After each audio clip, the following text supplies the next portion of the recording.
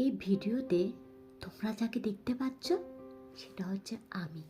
হ্যাঁ, এই আমি যে মেয়েটা কিছুদিন আগেও ঘরের ভিতরে চুপটি করে নিজের চোখের জল ফেলতো, নিজের কষ্টের কথাগুলো কাউকে শেয়ার করতে পারতো না।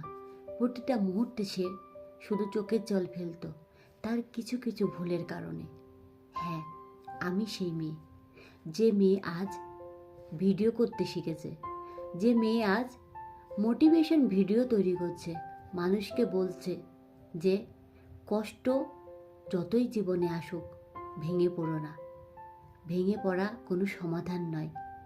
জীবনে তুমি যদি নিজেকে গড়ে তুলতে না পারো তা তুমি শেষ হয়ে যাবে। কষ্ট সাময়িক, আর এই কষ্টকে যে জয় করতে পারবে সেই মানুষ।